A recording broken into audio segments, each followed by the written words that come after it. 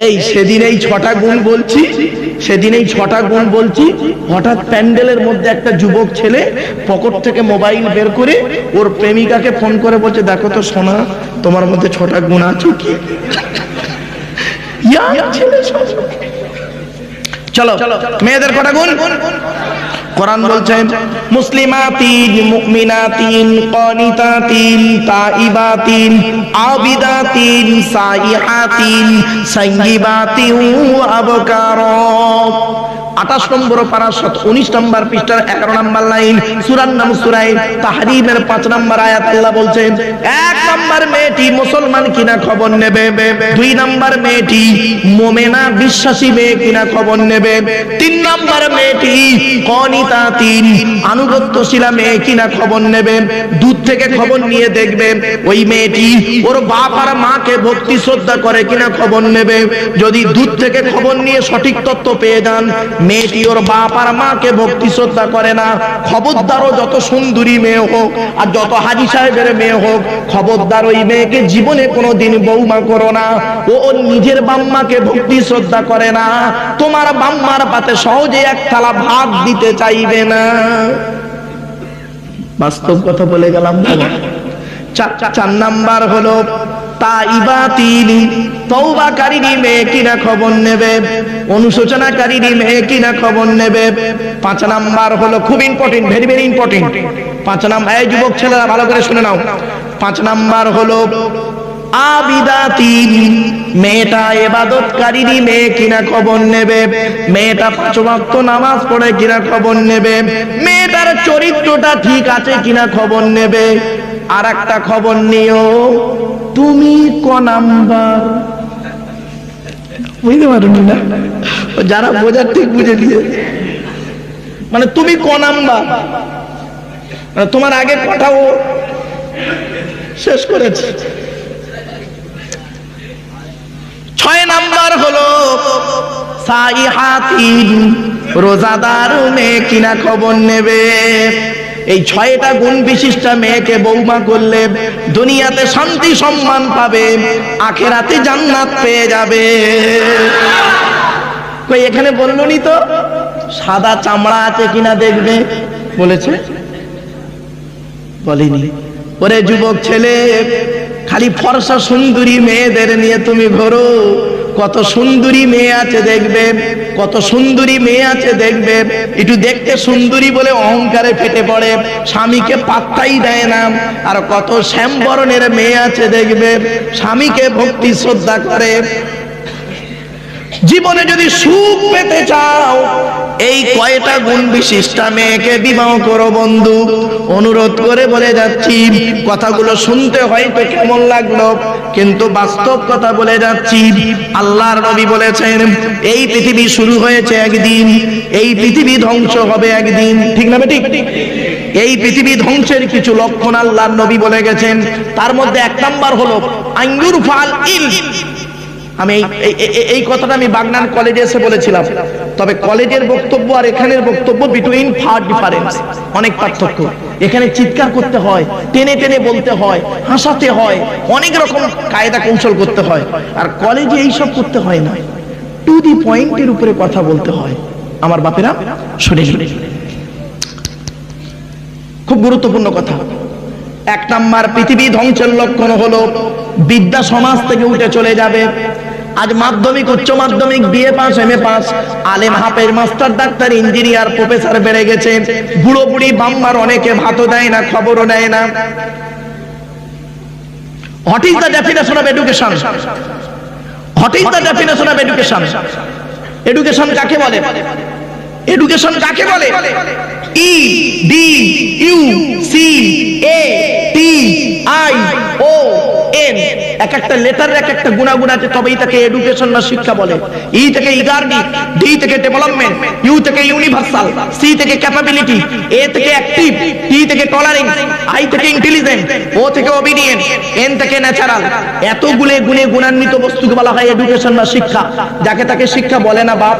শিক্ষাটা নেবে কে? যে নেবে তাকে বলা হয় স্টুডেন্ট। Who's student? স্টুডেন্টকে, এই ছাত্র ছাত্রীরা তোমরা স্টুডেন্ট। স্টুডেন্ট হতে গেলে তার কতগুলো গুণ থাকতে হবে দেখে নাও। এস টি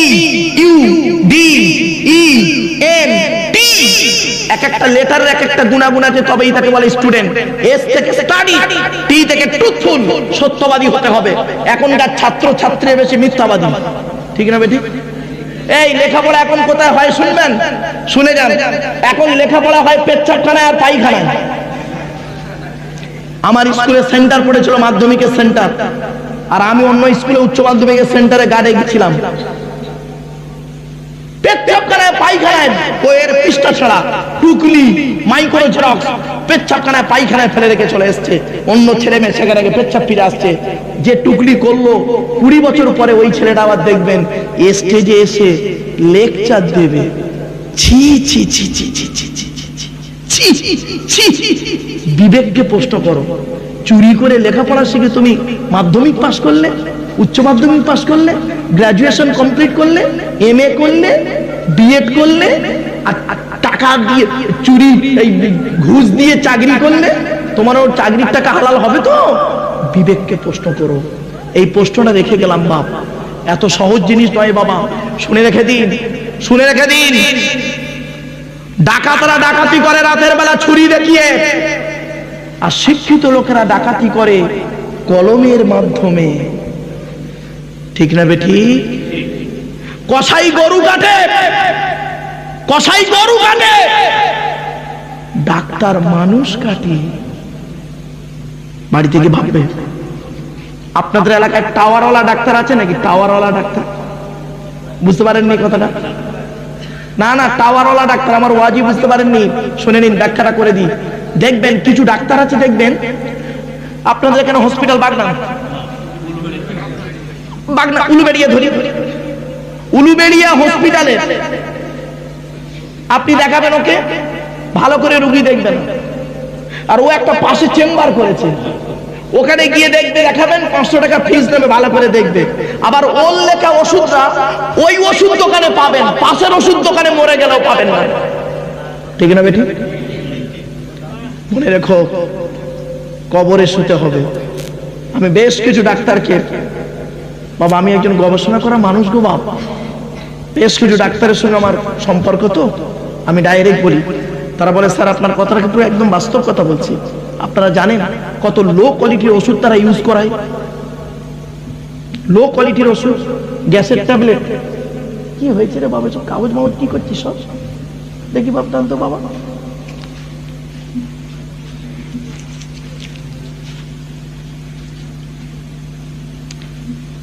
সব বলবো, চিন্তা নেই, ভাবতাম হাতে টাইম আছে তো, চলো। লো কোয়ালিটির ওষুধ তারা ইউজ করে, জানেন? কিছু ডাক্তার আছে, শুনে নিন আপনাদের, নরমালের বাচ্চা, নরমালের বাচ্চা একটু চেষ্টা করলে বাচ্চাটা নরমালি হয়ে যায়। তাকে ঠিক ঘুরিয়ে বাড়িয়ে কমে, মানে গার্জেনকে, মেয়ে মানে যে মহিলা গার্জেনকে বলে দিল বাচ্চাটা প্রবলেম আছে। স্যার কি হবে স্যার? মানুষ তো অসহায়, বললো সিজার ছাড়া কোনো উপায় নেই। ও জানে নরমালে বাচ্চা হলে 10,000 টাকা পাবো, আর সিজারে বাচ্চা হলে 40,000 টাকা পাবো। কি বুঝলেন? একটু চেষ্টা করলে নরমালে হয়ে যায়। কেন বাবা, আজ তো এই কথাগুলো বলে যাচ্ছি, অনুরোধ করে আমার ভুল বুঝো না। আমি যেদিন কবরে চলে যাব সেই দিন কথাগুলো আপনাদের কানে বাজবে। অনেক ডাক্তার আছে এই হসপিটালগুলো, সুপার হসপিটাল হসপিটালগুলো, কলকাতা চিত্তরঞ্জন হসপিটাল, শুধু তাই নয়, চিত্তরঞ্জন হসপিটাল, এনআরএস হসপিটাল, এসএসকেএমপিজি, আপনার কলকাতা মেডিকেল কলেজ, বড় বড় হসপিটালে যারা অরিজিনাল প্রফেসর, মেন ডাক্তার, তারা কি করে জানেন? তারা শেষ পর্যন্ত রুগী ভালো দেখে না, ছাত্রদের রুগী দেখায় আর মরে যায় বেশিরভাগ, ঠিক না বেটি? বাস্তব কথা আপনাদের বললাম বাবা, এই দিক থেকে সচেতন হন। অনুরোধ করে বলে যাচ্ছি, ওয়াজ মানে এই নয় যে একটু কাহিনী বলে দিয়ে আপনাকে সুর দিয়ে কিছু কথা বলে চলে যাবার নাম ওয়াজ নয়। একটু বিবেক বুদ্ধিকে খোলার নাম ওয়াজ। একটু এখানে বসে খুলে দিন, চলো।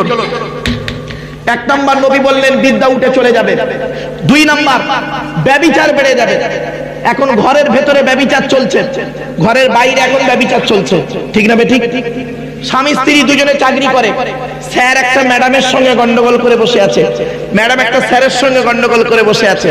সন্ধ্যাবেলা দুজনে যখন বাড়ি আসছে, মোবাইলের নাম্বারগুলো ডিলিট করে দিয়ে সুফি সাহেব হয়ে বাড়ি আসছে দুজন। দেখলে মনে হবে না, দেখলে মনে হবে না, বাস্তব কথা বললাম। শুধু তাই নয়, নবীজি বলছেন, আমার কথা নয় নবীর কথা, আপনারা যদি রাগ করেন আমার উপরে রাগ করে লাভ নেই, নবীর উপরে রাগ করুন। কারণ নবীজির কথাটা আমি বাংলায় ট্রান্সলেট করে বলছি, নবীজির কথা বাংলায় ট্রান্সলেট করে বলছি বাবা। এরপরে নবীজি বললেন, পৃথিবী ধ্বংসের লক্ষণ হলো মদ খাওয়া বেড়ে যাবে, মদ খাওয়া, মদ খাওয়া। এখন মদের প্রভাব প্রসার বেড়ে গেছে, ঠিক না বেটি? আচ্ছা, মদের দাম বেশি না মধুর দাম বেশি? বলুন বলুন বলুন বলুন। মধুর দাম বেশি নাকি? মদের, আমি বাংলা মালের কথা বলিনি, ইংলিশ মালের কথা বলছি। এই দেখেন, দুধওয়ালা, দুধওয়ালা শুনে নেন, দুধওয়ালা লোকের বাড়ি বাড়ি যায়, যায় না ভাই? বলুন না। দুধওয়ালা লোকের বাড়ি বাড়ি যায়, দুধ কিনে কেউ খেতে চায় না।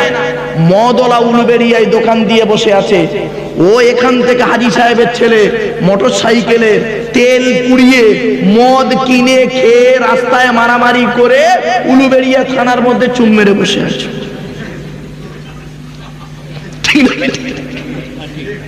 কিন্তু দুধওয়ালার বাড়ি গেছিল, দুধওয়ালার বাড়ি গেছিল, দুধ কিনে খায়নি। বাপেরা, মদ হলো হারাম। 3W সারা বিশ্ব ধ্বংস করে। 1 নাম্বার ডব্লু হলো ওয়েলথ, ধনসম্পদ। 2 নাম্বার ডব্লু হলো ওয়াইন, WINE, ওয়াইন, ওয়াইন মানে মদ। 3 নাম্বার ডব্লু হলো ওম্যান, নারী। মাল, মদ আর মেয়ে, তিনটে খুব কঠিন জিনিস, খুব খতরনাক। অনুরোধ করে বলে যাচ্ছে, এই যুবক, এই যুবক ছেলে, তুমি সাবধান হয়ে যাও। চলো চলো। 1 নাম্বার বিদ্যা উঠে চলে যাবে, 2 নাম্বার ব্যভিচার বেড়ে যাবে, 3 নাম্বার মদ খাওয়া বেড়ে যাবে, 4 নাম্বার সুদ খাওয়া বেড়ে যাবে। হ্যাঁ বাবা, পাড়ায় বন্ধন টন্ধন ভালো চলছে? আচ্ছা, বন্ধনের অফিসারদের গায়ে গায়ে আমার পাড়ার মা বোনগুলো ঘেঁষাঘেঁষি করে বসে বসে গ্রুপ গ্রুপ করছে। আর ওই মা বোনদের শ্বশুরগুলো স্বামীগুলো পাকা পাকা দাড়ি নিয়ে মসজিদে জামাতে নামাজ পড়ছে। কবরে ঢোকো, আদা রসুন বেটে দেবে।